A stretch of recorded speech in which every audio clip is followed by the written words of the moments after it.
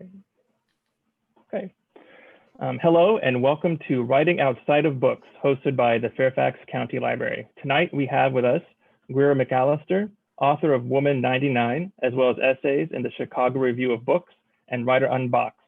Bethanne Patrick, who writes for the Washington Post and is editor of the Books That Changed My Life, Reflections by 100 Authors, Actors, Musicians, and Other Remarkable People.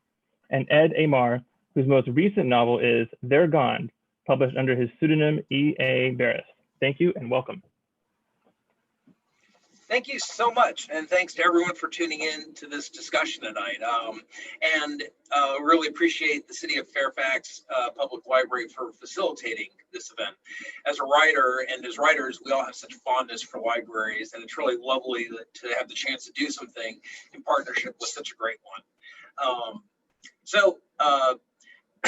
Sorry. Again, I'm Ed Aymar. I'm a novelist and columnist in the DC region.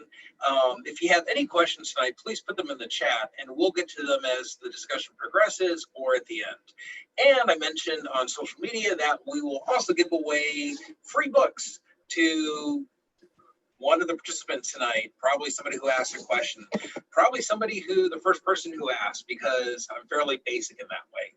And I will announce who that is at the end of the evening. So I want to start off with either Bethanne or Greer taking this. The title of the panel, why is it important to write outside of your chosen genre? I'll go ahead with that. I think it's important to write outside of your chosen genre because it helps you with that genre. I think it helps strengthen your writing all around. It is something that will improve your voice, and it also might give you a lot of satisfaction and pleasure. That's the short answer. I'll toss it over to Greer. Yeah, I think definitely, like Bethanne is saying, for craft reasons, like everything I write benefits everything else I write. When I was getting my MFA, I took fiction workshops, but I also took playwriting and poetry, and all of those have informed my fiction. The reason I write outside of book length work right now is, there's my book length work and it's out there and I want people to read it, and writing shorter pieces for other places helps people find the book length work. And in a sense, I consider social media writing. Even Twitter is writing. It's writing very short, but it's writing. Writing captions on my Instagram is writing. So I think all of that feeds in together. And like Bethanne said, it makes you better in all of those areas. Just want to check. Can you guys hear me okay? No. Your voice has dropped a lot. Yeah, I can hardly hear you. Barely here. Maybe if you take off your headset. Maybe. We'll see. How about now? Is that better? Better. You can hear it, but it's not great. Not great? Okay. I'm going to shout questions and then give you guys replies. Have you unplugged the headset from your computer? Oh, yeah. Yeah. Have you turned up the volume, Ed? Everything is done except this apparently working. We'll see. Let me try a different headset and I'll see if that works. Okay. We want to hear the dulcet tones of Ed. We don't want to miss out. Exactly. What about this? How's this? It's a little better. Is that better? Yeah. Okay. It's a little better. A little better? All right. Okay. Let's go to the next question before I cut out again. Greer, you mentioned a little bit about your background as a professional writer. Can you talk a little more about that? We're talking about, the field you write in tonight. So what would you consider your field to be? Mainly I focus on novels. I'm a historical novelist. These are my four. The Arctic Fury comes out in December, so that'll be my fourth work of historical fiction. I also do have a full-time job in marketing communications. I'm not at the point where I can have a full-time, stream income from just novels. But again, and I keep pointing back to Bethanne, who said, writing across genres benefits you. The marketing writing that I do for a Fortune 500 company benefits me as a novelist because I have to write marketing copy about my novels. I have to convince people to buy them. I have to convince people to be interested in them. And so it really, it helps to have that mindset and to be able to say, you know, when I was a writer starting out trying to get published and I was writing a query letter, I thought, oh, well, I've got to write what the book is about in the query letter. Like I've got to describe the whole book, but agents don't necessarily want you to describe the whole book. They want to know why they should read more. And in the same way, you know, marketing copy and back cover copy, just say enough to get people to want to read more. And that really helped me as a mindset, as a professional writer, sort of across all of the things that I write. Reviews, and then also Ed mentioned in my bio, Writer Unboxed, which is a craft and business website. It's just writeronboxed.com, but I write for them, sort of not an advice columnist exactly, but writing on craft and business issues of publishing for fellow writers to read, sort of like we're doing this as a fellow writers, you know, discussion and engagement. I want to follow up with that. Is everything you write essentially related for a business reason at this point? Yes and no. A lot of it is also for enjoyment. I mean, I enjoy it, but it is all, I consider it all linked. I consider it all part of sort of my ecosystem of publishing. Even the reviews, you know, I was a reader first before I was a writer, and I love books. And the idea that I get to write about other people's books is as exciting to me as writing my own books. So it's a big part of it enjoyment and big part of it business. Like I said, wanting people to know my name, wanting people to be able to find my book length work by reading my other shorter pieces or finding me on social media. What about you, Bethanne? What was your, what do you consider essentially your forte or your genre, and how did that come about? You know, it's interesting because when I think of genre, I think of, you know, mystery or thriller or sci-fi, and I think of what you're asking more as format. But that said, I understand also what you're saying about genre. I mean, my main genre right now is the, you know, 500 to 2,000 word book review.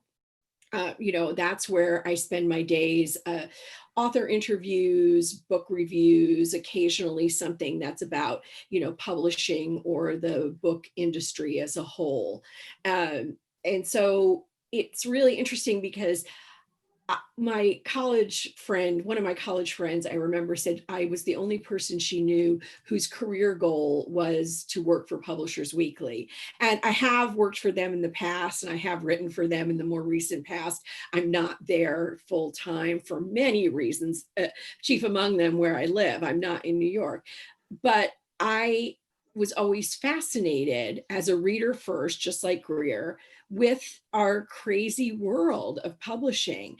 For me, it wasn't until later that I realized, oh, doing that counts as writing. And also, I'm more interested now in the writing side of things than I am in the business side of publishing and, you know, the industry as a whole. And so things have changed for me. And I now regard my book reviews definitely as a form of creative writing, and a very satisfying one. And something I think, I'm not trying to denigrate my work, but I think it is a really accessible point of entrance for people who want to develop careers as writers. You know, why not try describing what you're reading? I just happen to have taken it. Again, I don't want to denigrate myself. I also don't want to lift myself up too high. I think I've reached a certain point as a book reviewer. I definitely have, you know, some recognition and credibility and longevity, if you will, in the industry.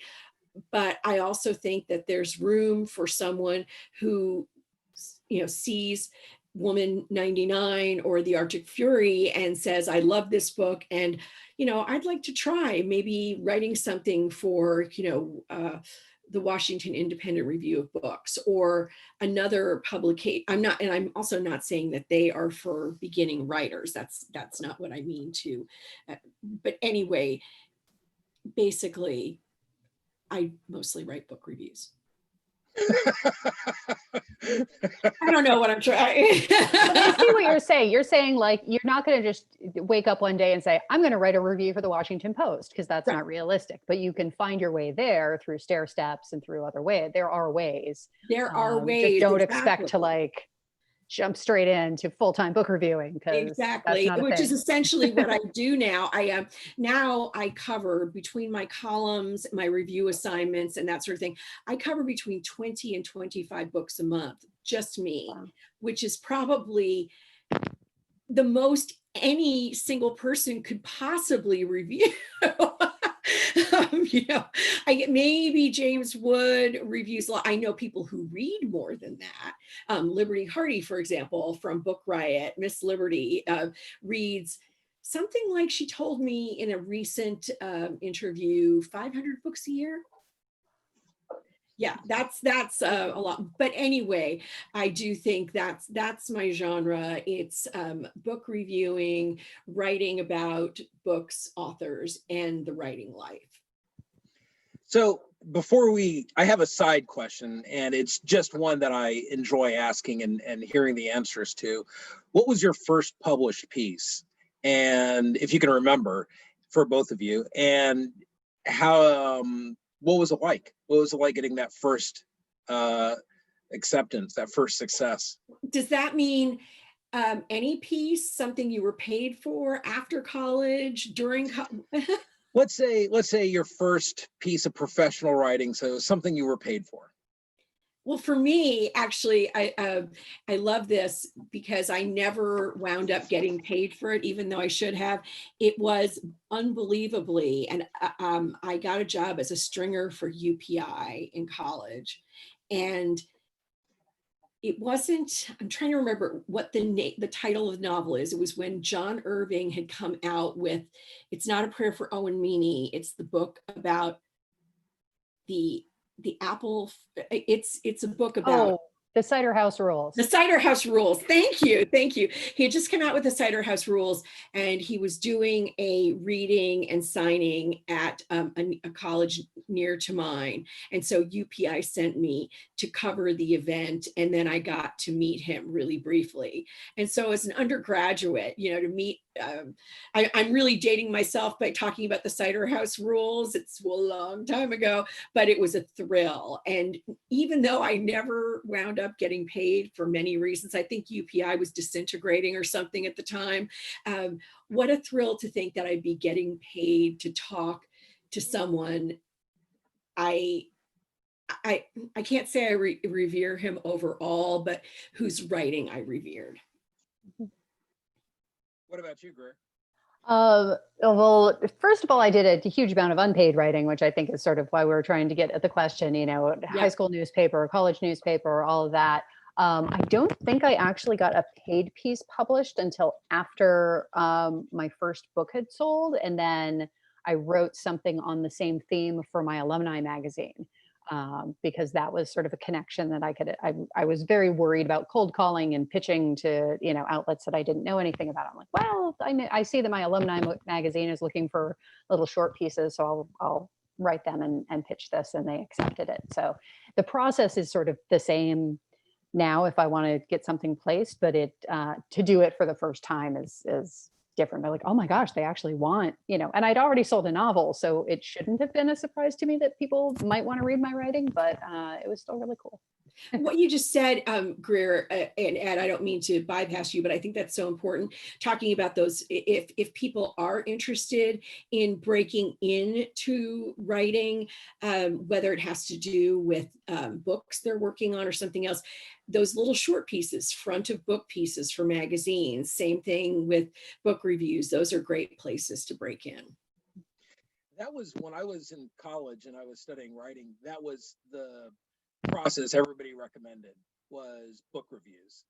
They said do book reviews to build up a CV and get your name out there, and then start while you're working on your other writing as well.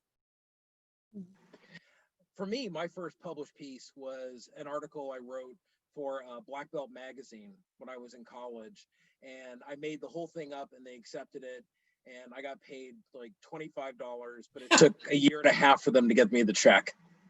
There you are. And I doggedly called them, even though I didn't want to threaten anybody because I felt they were probably all black belts. It was awful, and I'm embarrassed that it can still be found by Google. So it is what it is. Do you have, so we talked a little bit, and Greer mentioned this about getting started. If somebody's working on a book and they want to build their CV, is it book reviews? Is there something else that you would steer them towards?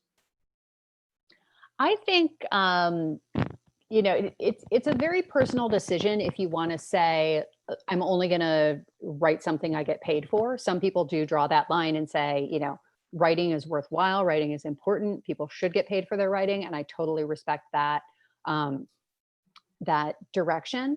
I also think that there are some people who say, I'm going to do some writing online without getting paid for it and use that to build my portfolio and build my name for recognition, and then pivot from that into pitching to, larger outlets that do pay. So I think, a few years ago, I think the prevailing wisdom was like, start a book blog, and then, you're writing about books and you build your name. But I feel like Bookstagram hasn't completely replaced book blogs, but that's now when people want to find out about books, that's a place that they go. And so building a Bookstagram presence is different as an exercise than this placement stuff. So I think it's a personal decision, and I think to a certain degree it's worth just trying a bunch of things and seeing what sticks.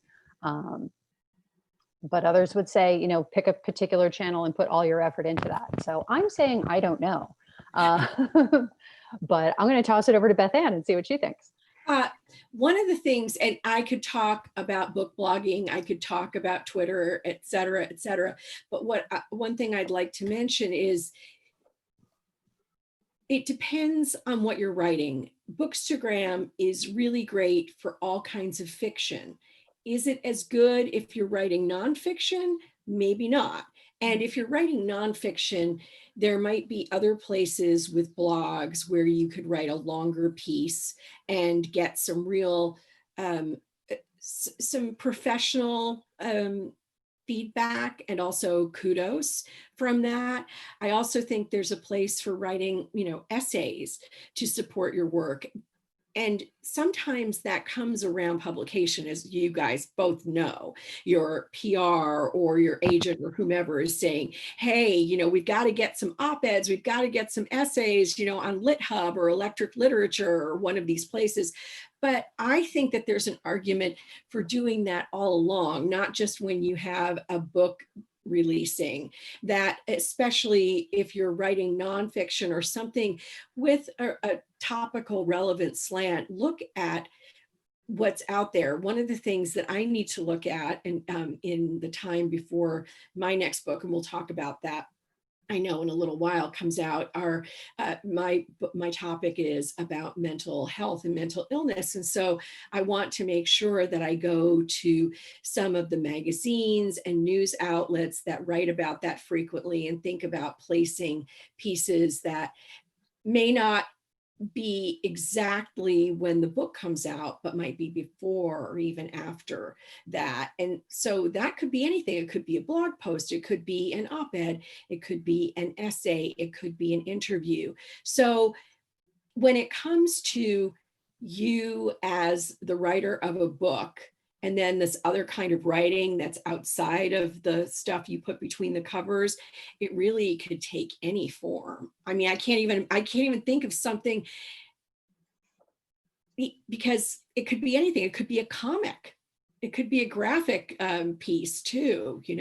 I'm seeing that more and more in magazines as well. It's not just an entire graphic novel. It's just a couple of pages that have to do with your subject from a memoir or a nonfiction book or something like that. So it's just, I feel like the subject of this panel is something that could almost be a series.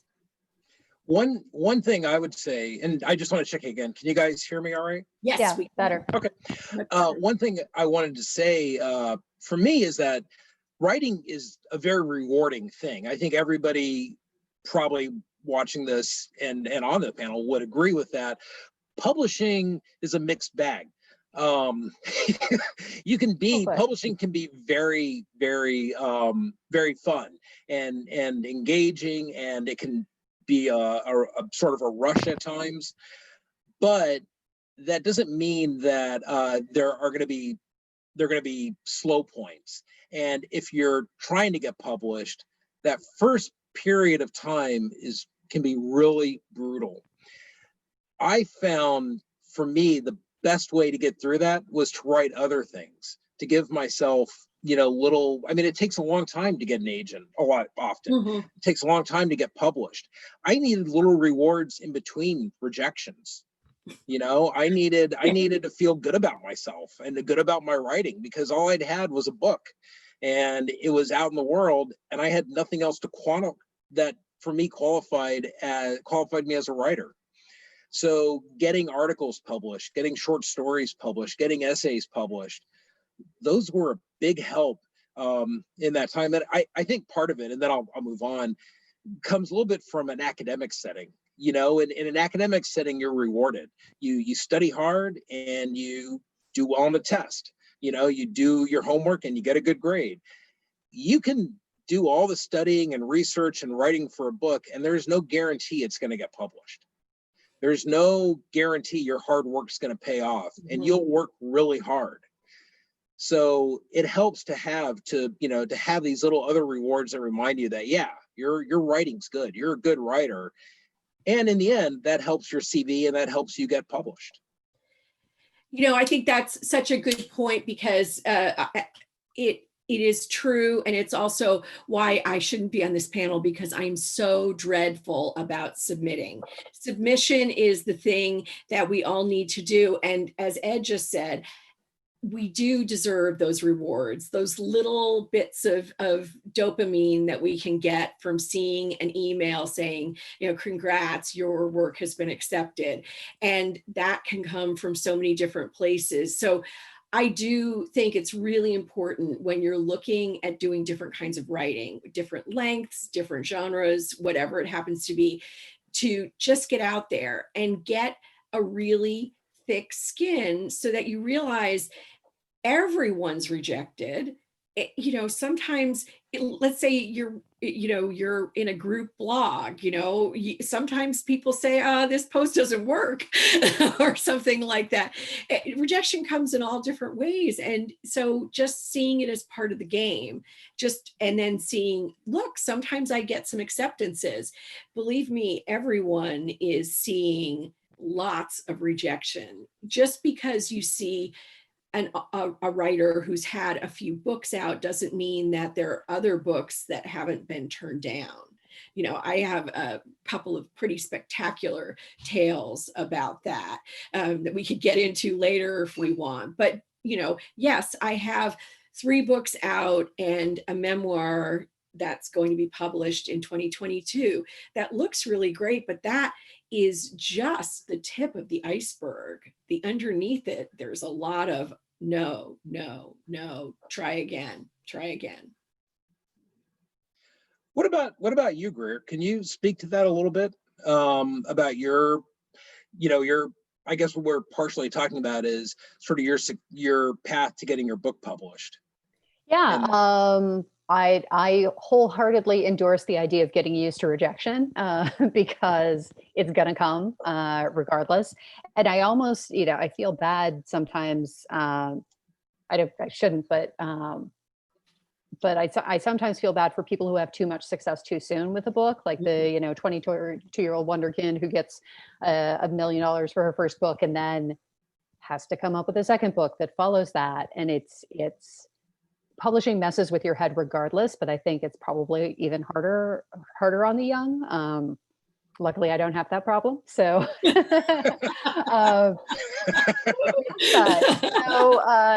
it's really, I think that, like Bethanne said, it's the idea of getting out there and getting used to it and just, when I'm submitting hard to different, LitHub and Electric Lit and the millions and like all of these websites to try to get things published, I have a spreadsheet and I go through and I say, okay, well, this one, yes, that, I got a rejection from them. I got nothing from them. It's been 5 weeks since I sent to them. So I'm going to bug them again, and just making it methodical and not emotional, because our writing is our feelings, right? I mean, you do have feelings about that, but more being able to say, this is just part of the game. I'm going to try this and see. I'm going to try this and see. I'm going to try this and see. And you learn not to take it personally, because it isn't personal. It's almost never personal. It's never, yeah, it really. So, so you just have to, it's a business, whether you're getting paid for it specifically or not. It's actually a business because it's part of the bigger picture. And it's just, we have our right brain stuff and our left brain stuff in this business. And so you can do the creative and the fun, but you also, it helps you if you can also be methodical and cold-hearted and logical about certain parts of the writing world. And if people have any questions about that kind of methodical work, some people are great at spreadsheets, some like me aren't. So I use Duotrope, and there's also Submittable, and I'm sure there are some others that I don't even know about. But if you know that you want to be submitting on a regular basis to literary journals and magazines, there are some tools to help. And I think what Greer just said is really smart. You have to know, I haven't touched base for this many weeks with this editor. It's time to just say hello. And I'm reminded of something that Ron Charles, my colleague, my better, said this summer on a panel that I moderated about book reviewing for 1455 Literary Arts. He said he wished that more women and other underrepresented groups in journalism and book reviewing would understand that until you hear a no, there's no no. If you just don't hear back from someone, check in again, because that kind of persistence can make a difference. You don't have to be rude. You don't have to be pesty. You just keep checking back until you hear a no, and then you move on to another one. This is great, because it leads to the next thing I wanted to talk about. So I don't have to do any real, I don't have to tangent here. We talked about the importance of writing a variety of different work. So when it comes to pitching that work, do you work on, at this point, do you work on connections? Do you go through the slush pile? Do you try and use, do you hire like an outside, if you're working for something substantial, like a representation for it? For me at this point, it's sort of a little of everything. I have a regular slot at Writer on Box that I'm responsible for filling. At Chicago Review of Books, where I'm an editor, they'll send out a list of books that they want covered, and then I will claim one, or I'm at the point now where publicists are just sending me stuff. So sometimes I'll come up with something that's not on the list and pitch, and then I will pitch it, but it's to my own editor. So it's a little different from the slush pile affair. And so I'll cover things that way. When I'm gearing up to promote a book, my publicist from the publisher will help with placement for that. Or they'll say, do you want to write something for LitHub? Give us some ideas, and they'll do the pitching for me. And then sometimes I still just cold pitch to people I've never met for publications that I'd really like to write for. So when you, I'm sorry, Bethanne. I just want to follow up on that. So when you cold pitch, what does that entail? Are you just going to the website and finding submit here? Do you include how big of a bio do you include? Is it just a 1-page thing, or do you include the entire article? No, usually I will pitch on spec and say, hey, I'd like to write this for you. So here's a paragraph about what I want to write. Here's, a paragraph of my bio.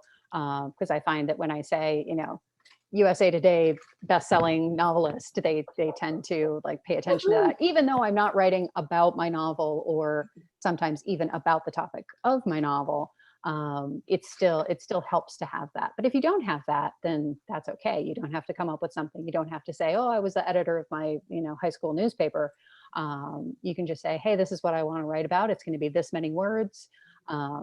If you have other publication credits, you can point to them, and then would love to hear from you. And that's it. And a lot of places also have very clear requirements on their website. And some of them do require that you use a system like Submittable. They won't take just an email. So I would say it's very much like getting an agent that just absolutely respect whatever requirements they give you. Don't say, like some people to an agent, they're like, oh, I know that you wanted the first, 5 pages, but here's the whole manuscript because I'm sure you're going to love it. Spoiler alert, they're not going to love it. Respect the guidelines, period. Sorry, Bethanne. I was just going to say, well, pretty much the same thing. I still do all kinds of different stuff. For example, I have 3 monthly columns. One is for a newspaper, one is for a website, one is for a print magazine. They're all different, but they're regular gigs. And then I have a few places that I write for regularly and pitch regularly, but I know the editors and I know what they're looking for from me and I know what they expect out of me. So that's, fairly not easy, but more comfortable. But like Greer, I still make a lot of cold calls, if you will. And it is a matter of writing to someone. Maybe you have a connection through a network. Maybe someone tells you, hey, my friend is an editor at this particular publication, and you give it a try. Again, I think the most important thing is to be attentive to submission requirements, very polite, be as polite as possible on that first email that you're sending. Don't just say, hey, Steve, if you don't know this person. Just up your diction a little bit and make a good impression. You only have the first chance to do that. So, but it never stops in writing. I mean, you're never at a point where there are a few writers I know who are approached by publications all the time. I mean, yes, there are people like that, but there aren't very many of them.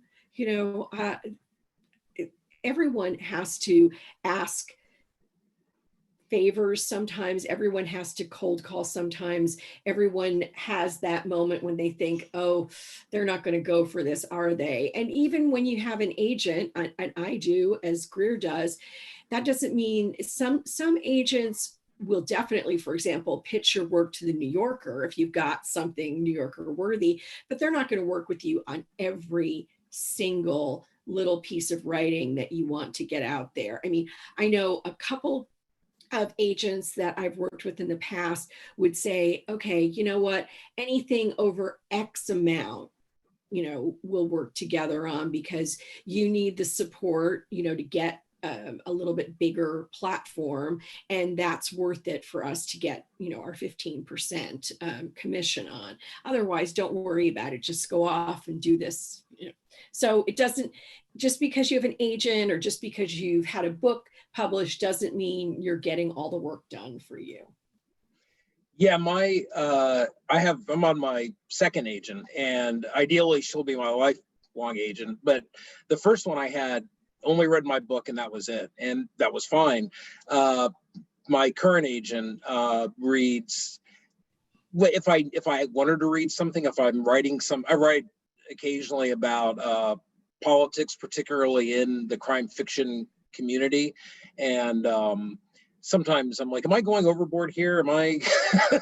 Should I not say this? And I'll run it by her, and she's a really good ear for that, but it's not the kind of thing you're guaranteed, and she certainly is making the time to do it, and she's not getting paid for that piece. So it's a nice thing she's doing, but certainly not something that every agent would do.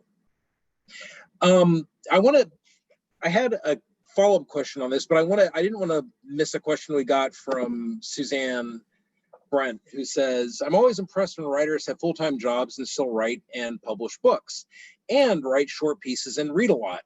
Bethanne, any advice for those of us with less effective time management skills? And I know Greer and I both, in addition to writing, both work full-time. And Bethanne, you're writing full-time, correct? Yeah, I am. I would say that what I have is a career, but not necessarily a living. So, I wish that I made more money. Every once in a while, I get a great, I do manuscripts critiques, and, you can't plan those. So one of those comes over the transom and I have a little more money, or I get a marketing writing gig and I have a little bit more money. So I just try to be really careful about my time now, especially since I'm going into revisions on my memoir. And both of you know the time that revisions take. It's a part of writing that people who haven't published a book don't necessarily understand, and that's okay. It's not that you have to understand it, it's just that it is very time consuming. So right now I'm trying to balance the making money part of things with the fulfilling, my book contract part of things. And it's interesting because this is what I really did want. I always wanted to be able to write full time. And I consider what you both do writing full time as well. So you have these full time paying jobs, salaried jobs. I don't have a salary job. I'm a full-time freelance writer, but I think we all, as Greer said earlier, do this because we really love the writing. We enjoy writing. That's what we want to be spending our time on. That's what we're most skilled at. And so when someone, as Suzanne kindly says in her question, she's impressed by people who find the time to do this, but I think it's more a matter of balancing time rather than budgeting time, especially when I started probably 5 years ago. I started just saying, that's what you are. You're a full-time writer, instead of telling myself I had this job or that job or whatever. And when I made a real writing schedule for myself, I'm going to do this, then I'm going to have 2 hours on this. And it fell into place so beautifully. And things change. Every day is different, especially this year, my God. But I think giving yourself permission to say, I write for a living, I am a writer, makes a huge space available for more of this other kind of writing we're talking about. Does that make sense? Yeah. Great. I think, thanks. I think on the time management front, I do not know a single writer who is like, yes, I have this all under control. So if it looks like we have this all under control, it fell into place. It's not under control. No, exactly. So, even those of us who are juggling like all of these different balls in the air and it looks like we're super productive, we're not necessarily that way all the time. So I would say, first of all, like, be easy on yourself. Like, everybody's struggling. Everybody's trying to figure out, you're working toward the right balance and you may not find it right away.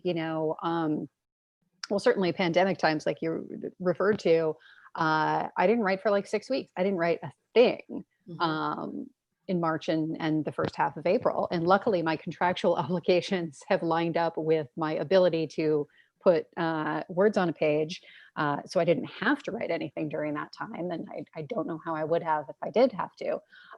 But there's ebb and flow, when I'm in deep revisions, when my editor sends me something back and says, can you have this back to me in 4 weeks? I'm not pitching other outlets during that time, or I might take a month off from Chicago Review of Books and say, oh, I'm not going to review a book this month because I'm too busy with this. So it is ebb and flow. I do think lists help. I do think spreadsheets, if that is a thing that you do, can help. And just being deliberate. I have had days where I've lost several hours to Twitter. I'm not going to say how many days, but days. And I wasn't being deliberate, because social media can help you a lot, but it can also be a genuine time suck that just takes away all of your writing time for the day. So I think, like Bethanne said, if you're going to schedule and say, okay, this is the time I'm going to spend on the creative book length work today, this is the time I'm going to spend on putting together a couple of social media posts to promote something I have coming up, this is the time I'm going to send pitching. The more of that you can be deliberate with, I think the more that you will feel like you're succeeding, and also the more that you'll succeed. Yeah, I would say that it's very personal for everybody. Some people, I am very, very, very organized. I have to be. It's my personality. If something, I have a day planner. I'm one of the few people who still writes in a day planner. I also balance a checkbook still, but I map out my weekends. Like, everything is organized, and I just have to live like that. I'm not comfortable without that. So for me, writing has always been a little bit like going to the gym, or what I imagine going to the gym would be like. For people who work out, I need the at first I did 30 minutes a day, and I did it every day. When I started writing what I consider for myself writing seriously, it was in 97, and I made a point to write every day. And that's a luxury. At that point, I was younger. I didn't have a lot of responsibilities. I was just out of college. I had the opportunity to do that. And I sort of selfishly defined my life afterwards so that that would always be something I could do.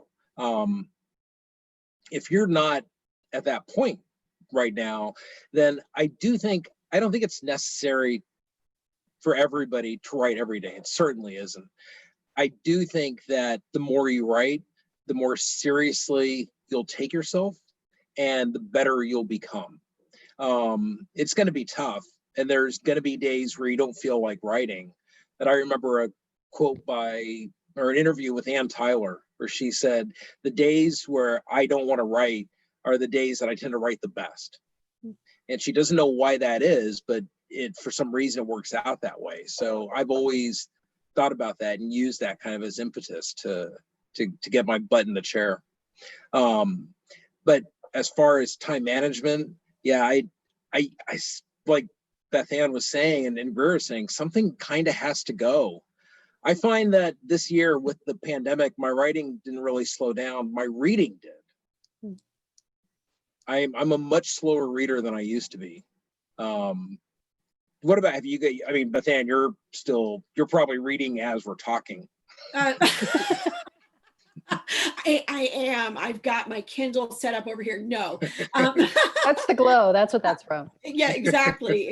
No, I usually read about 200 books a year, and that they are not every book is the best book of 2020. I, like everyone else, have, brain candy that I read, books that I read to help me fall asleep, etc.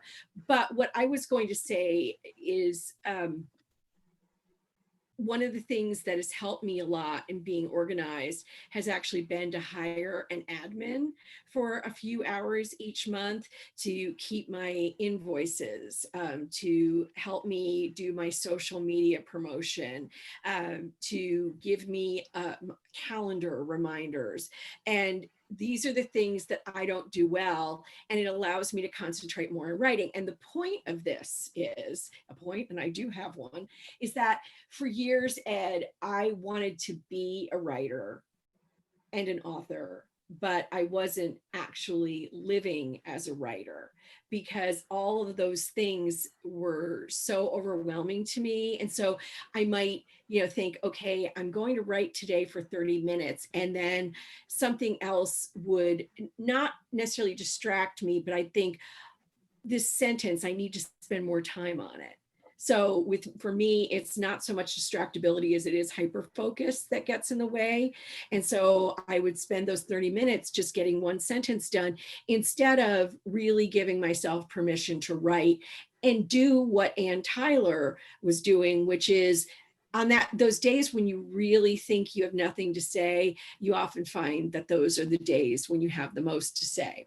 So what I finally did 5 or 6 years ago, like I mentioned a few minutes ago, when I decided I really wanted to live into this, finally, I'm a very late bloomer, I started morning pages, the Julia Cameron Artist's Way discipline, which is to write, she usually says 2 to 3 pages or about 750 words. And so every day I start out the writing day. I don't care if I have a deadline. I don't care if I have a deadline and they are ringing me to say, you've got to get this in. I am going to write my morning pages. Sometimes it's at 7 a.m. Sometimes it's at 8 a.m. Sometimes I don't get them written until 5, but I do that. And that always gives me, not only does that help me work on my voice, but it also always gives me something else to write about in the book that I'm working on, or the story, or the essay. It always gives me some little thing that puts my antennae up. There you go. There's the takeaway from this, antennae. I've just memed you. So look for that. Thank you. Thank you. The book insect. I wanted to see, there was another question we had from Stacy. As a memoirist, I get sick of myself. I've recently been interviewing people and putting together their stories as favors. I find that writing about anything helps my writing enormously. I also read a lot in all different genres. Do you find yourselves usually reading material that mirrors your own?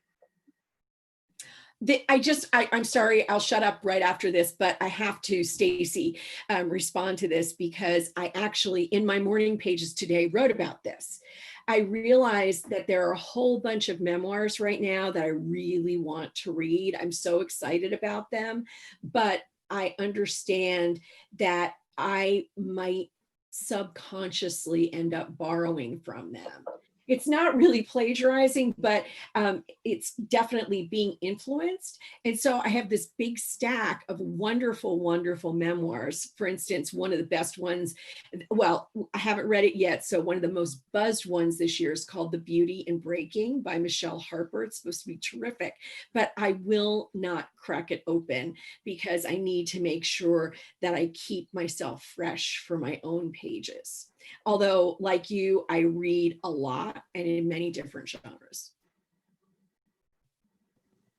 Yeah, I get sick of myself, and I'm not a memoirist. So, but I do read. I read in the areas that I write in. So historical fiction has been my thing for the past few years. I do read a ton of historical fiction, partly just to know what else is out there, partly because I get asked to blurb it. So people will send me things ahead of time, and I'll read those, sometimes to review, sometimes to blurb.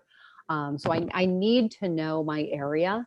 I do think it is good to sort of think about and respect like where you are in the process, like Bethanne was saying, where you don't want to be pulling in too much from unconsciously or otherwise from other people's stuff.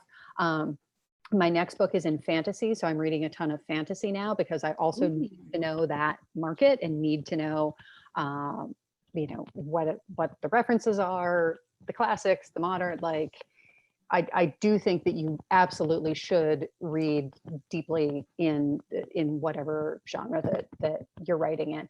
But I also read a ton of romance because it's that sort of going to sleep book. And so I have I'm wearing out my overdrive. Speaking of library hosts here, but I need a bunch of different things, and I need them at different times of day and different times of the writing cycle and things like that. So it's not that I gravitate more toward one or the other. It's that there is a specific need that is fulfilled by 5 or 6 different genres right now. Yeah, I would say that unfortunately, for the past probably year and a half, I've almost read exclusively crime fiction. And that's not because, I'm not saying unfortunately because I don't like it. I'm saying because I prefer to read outside of it. I wish I could read more. I just, part of it's the time management, having a family and working 2 jobs, right? And really, there's so much good stuff on TV that I don't have the time to read as widely as I'd like.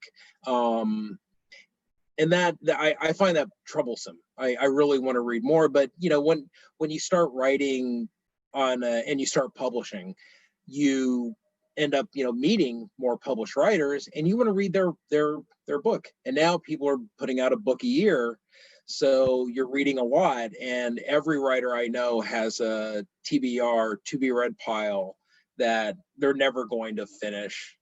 I mean, maybe, but it's going to take a while.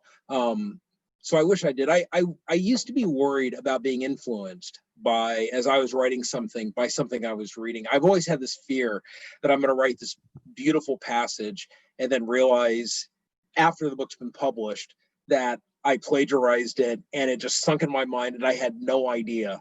That hasn't happened. But what I do find is that when I'm reading something really good, or something that I find really good, I write better. I'm happier as a person. I don't get jealous. I'm just excited by it, and it makes me want to write more. It makes me want to up my game and take the chances and be as daring as they were. So I find it a good thing to that sort of fear of imitation. That is such an interesting way, because I agree with you. I don't get jealous, first of all, because I haven't reached the heights of either artistry or popularity that most of the people I'm reading have.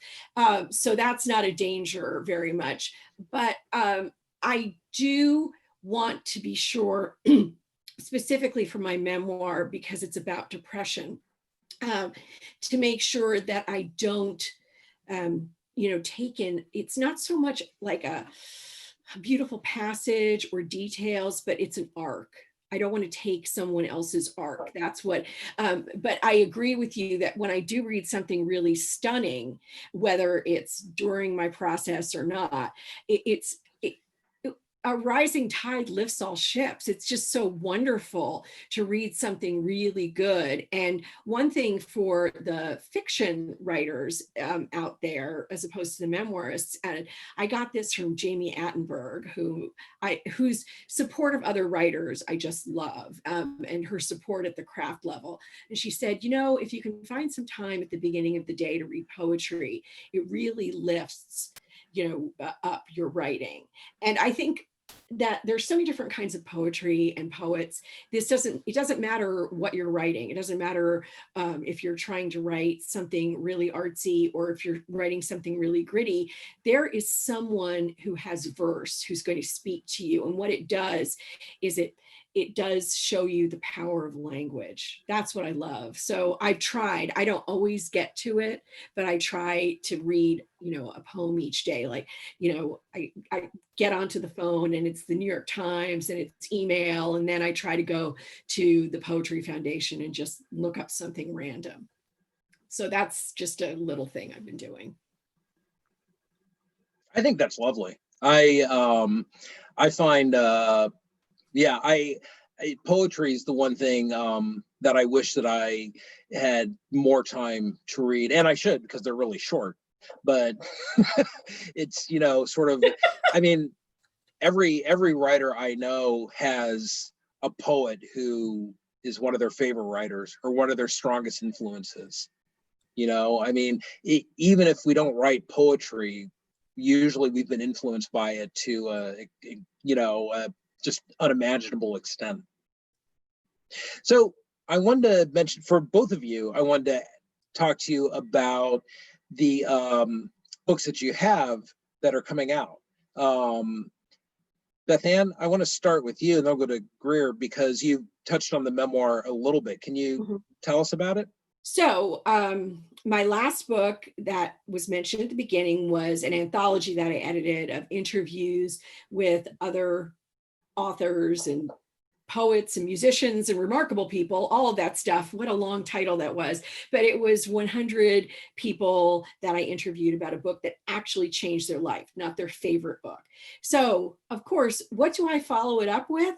But, and this is where all those spectacular failures I was talking about come in. I wind up writing a memoir about my lifelong struggle with a really treatment-resistant form of depression called double depression.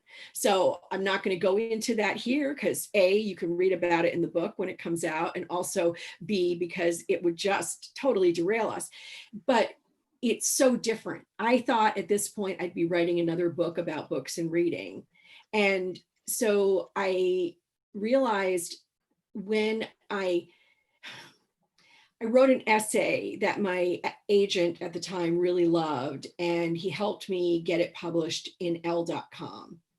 And it kind of went viral. I don't know if it technically went viral, but it got a lot of reads. And he said, we're going to shop this as a proposal. And I don't know if I would recommend to anyone out there to sell a book on proposal. It's been a crazy process for me, and it has taken a while. It'll be 5 years from sale to publication. It has been worth it though, because the editor I'm working with, she and I have just really gone deep and I think worked well together. So that is called Life Be. We don't have a subtitle yet. It's coming out from Counterpoint Press in 2022. And along with it, and I know this was a question you had for later, Ed, but I'm just going to mention it briefly here. I wound up changing my social media persona a bit because of this new book, and knowing that it has to be part of who I am now. And I wanted to make sure people realized who, I was the same person. I wanted to use my platform for something really important, which is mental health awareness. Greer? Yeah, next up we've got, and I think it's only 5 weeks away, which I'm totally not prepared for, but The Arctic Fury is coming out from Sourcebooks on December 1st. It is historical fiction. It is lightly inspired by true events, but a set of fictional characters doing something that no one ever did. It's a group of 13 women in 1853 who are sent to the Arctic in search of a lost expedition. And the book goes back and forth between two timelines. It's 1853. It follows the ill-fated expedition north. And then the other timeline is 1854, when the leader of the expedition is on trial for murder in Boston. So it was super fun to write. It's a murder mystery on top of everything else. Yeah, so I'm sort of hearkening back. My first historical novel, The Magician's Lie, is about a woman who may or may not have committed murder. And so I'm sort of returning to that theme. But setting it in the Arctic was a miserable research experience. I guess it would have been a more miserable research experience if I actually went to the Arctic and tried to survive there. Because that is a place that wants to kill you after reading just so much stuff set there. But it really took a lot more research than even any of my previous historical novels. So that one comes out soon. And then, as I briefly mentioned before, also in 2022, so we'll see if ours come out around the same time, Bethanne. In 2022, I have my first fantasy novel being published. It's an epic fantasy. It'll be out from Saga Press.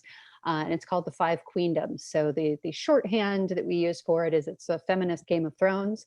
Excellent. But it really came out of this idea that epic fantasy, sort of the classic idea of Tolkien and there's what the classics of fantasy do is very different from what some of us want to read. And I couldn't find a book like this, so I decided to write it. And so you'll see a shift. It's interesting. And again, sort of this is a question for the future, but we might as well answer it now. For social media, when I started out with my social media, I was very everything has to be, related to historical fiction. So I'm going to follow all these historians and I'm going to make a reference to all these facts.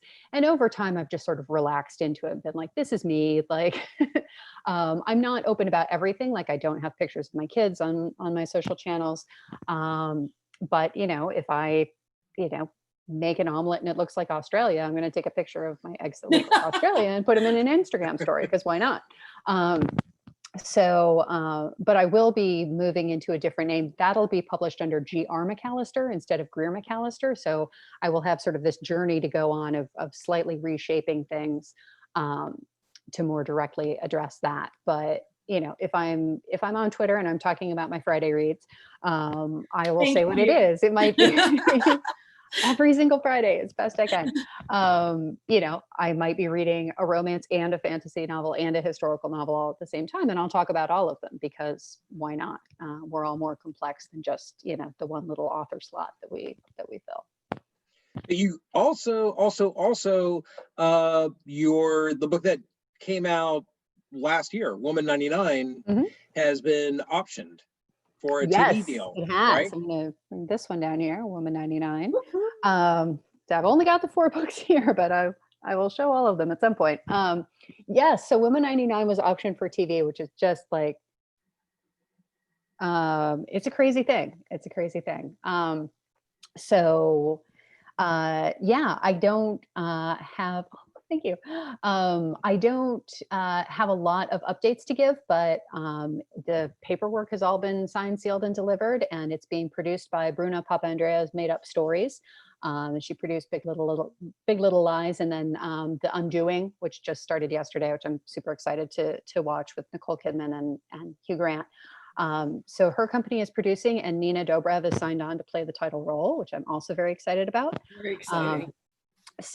And I'm a consulting producer, so I didn't want to be in the position of writing the screenplay, because I'm not an experienced screenwriter, and I think it makes sort of a better package if and just a better show if somebody who knows what they're doing does part of that, and somebody who has sort of the currency in Hollywood to help get it made. That would be a great thing for them to do, and not a great thing for me to do. But I am under contract to sort of help out with episodes and help them move it forward, and share my research, and help them sort of see, here are the real life asylums that I base this novel about insane asylums on. So it's really exciting. We'll see what happens with productions going forward, pandemic wise, but it's a really exciting experience, period. No matter what happens, even if nothing else happens, like Nina Dobrev's social media is like really intense.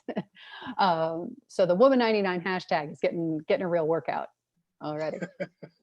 So would you want to be in the writer's room? I mean, I know that you wouldn't want to be, I understand your point, but would you want to observe it, or would you rather just sign the check and walk away? It's kind of, at this point in my life, I kind of can't. And so I haven't even put myself into that position to say, I'd love to be there and collaborating and stuff. I can't go to LA. I can't, spend hours on that. I will, but the way that we've set it up is that my consulting will be done from here. So I will definitely be part of the process. But, in the future, if other opportunities come along, being in a writer's room just seems like an awesome thing. And I think this is something, I think actually Jamie Attenberg said it, like, why don't we have writer's rooms? Like, why can't novelists hang out with each other and bounce ideas off of each other and sort of help each other work through things in the way that you do as screenwriters? When you have the staff of a show, they're sort of tangling and untangling things together, versus a lot of us who are just sort of, I'm alone and trying to make this book work. It's so hard because, of course, if we all got into a room and we're all telling different stories instead of working on one. But I know what Jamie is trying to say, and what your wish is, because I have it too. It's like I've just seen, what was it, the Grotto in San Francisco had to close down because of COVID, and a lot of places are. So it's really a difficult time to even think about being able to do that again, to have that energy in real life with other creatives. One day.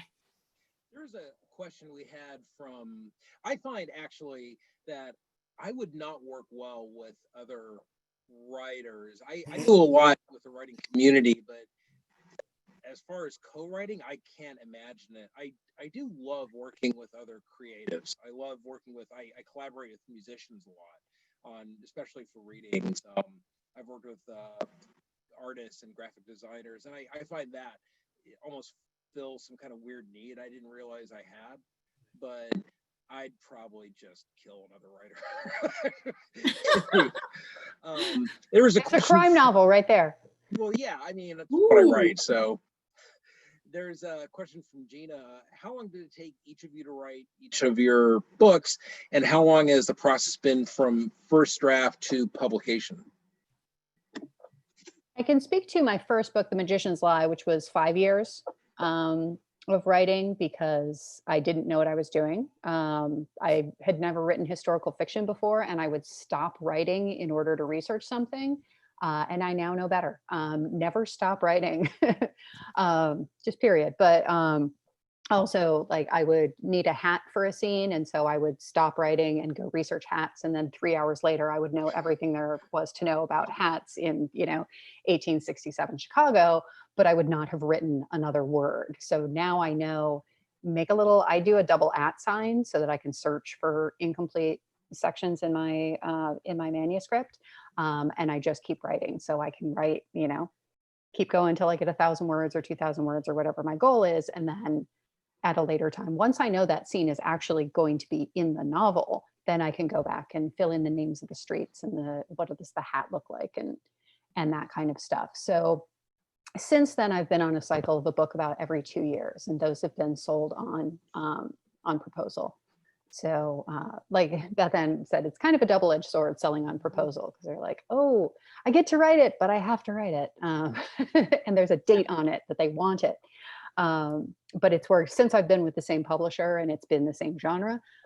That's been sort of the cycle. And then the fantasy book, I had to write the whole book before I tried to sell it, because it's so different. You just have to go in a totally different route. Well, see, there's another example, like I was saying earlier in our talk, about the fact that there's always a hurdle. Maybe Stephen King can write anything he wants for anywhere he wants, but most of us, even when you've had success, as you've had, Greer, have to, if you try something really different, you have to prove yourself again. And that can be, that writing that you're doing outside of writing a book. Same thing. So, you have to keep doing good work, and you have to stay in the writing to do that good work. Yeah. Bethanne, what about for you? You mentioned from the process of writing to publication, it was. So this book will be 5 years from writing to publication, and a couple of those years, for various reasons, things were at a standstill. But this year, the book came together very quickly when this editor and I we were really having a hard time, all of us involved in the process, figuring out just the right structure for it. And once we figured that out, it was like, oh, okay, now boom, boom, boom, boom, boom. Every couple of weeks I would turn out another chapter, because of course it's a memoir. I know the story, but it had to have a meaningful narrative arc for me to really be able to get everything out. So I would say it's probably going to be, let's say it would really have been a 2-year process. My other books, which were what I call, packaged books, before the books that changed my life, I wrote 2 books for National Geographic. One is called An Uncommon History of Common Things, which I co-authored with John Thompson. And then I wrote An Uncommon History of Common Courtesy. And so each of those, I think, was probably somewhere between 7 and 10 months to write. I developed the outlines for them, so I knew what I was writing about, but there was a lot of research.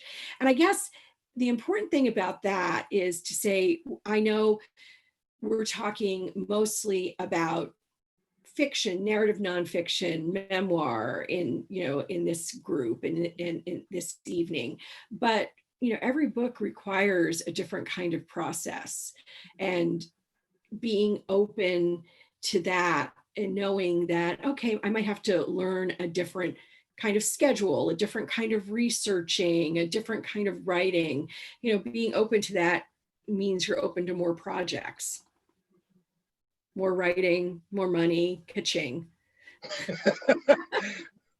Yeah, I find for me that I'm about a year and a half per book. And that's, I don't know why, but it seems to be right at that timetable. I wish it was a year, so I could be a little more prolific, but a year and a half seems to be about the sweet spot. And I find that with me, I can edit forever. So it's very hard for me to know when it's done. Like I feel like when I send it to my agent, it's not in the finished state yet, because I know she's going to have some suggestions and changes, but I let that play into my mind a little bit. And I think I don't send her what I consider a polished version as much as it should be. So that's something I've been kind of working on. But I don't know. I tend to find, and this is one thing I wanted to ask that I didn't list as a question. Which part do you two prefer? Do you prefer the blank page or the editing? It really depends on whether they're going well, I guess. I like the first draft because I am completely comfortable with writing bad stuff in that first draft. I've just had to, I write sloppy and then I spend a long time cleaning it up. So like this summer, again, sort of just struggling to write in the pandemic and being in a different headspace and having more people in my house than I'm used to at all times, kind of thing. I had, Arctic Fury was already written. The book that's coming out in 2022, The Five Queendoms, was written. I had to start working on the second book in the Five Queendom series, but it's not due until next October. So I wrote what I fondly refer to as first draft trash all summer. So I wrote 80,000 words of just complete trash. And it's fine and it's good. And it gives me somewhere to start. And there's a feeling of, I like that feeling of, hitting the goal and being like, yes, I wrote 10,000 words. Yes, I wrote 20,000 words. Yes, I wrote 30,000 words. And it's very satisfying for me. Eventually you do have to go back and make it good. But I have separated the process of writing a lot and making it good into two separate, but obviously both very important parts. I haven't gotten to the making it good part yet.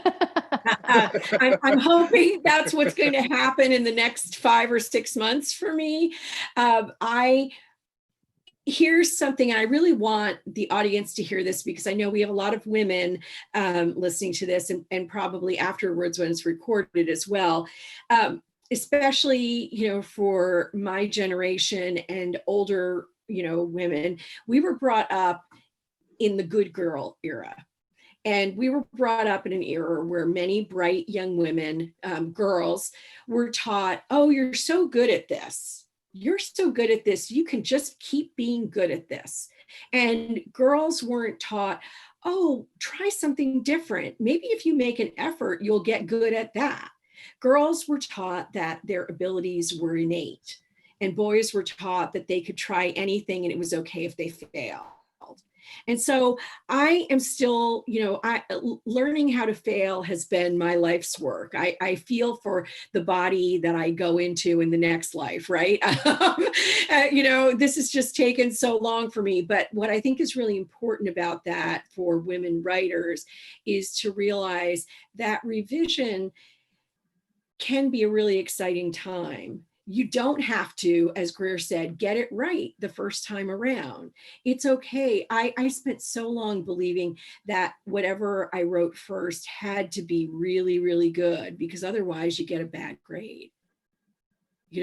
Instead of thinking, let me just get it down, let me just get a few thousand words pumped out. And so in a move. I didn't think I'd be writing a memoir right now. I thought I would already be working on finishing or already publishing a novel, because I've got a couple in a drawer, and I've got one that I definitely, once I'm finished for sure with the memoir, I will be working on again.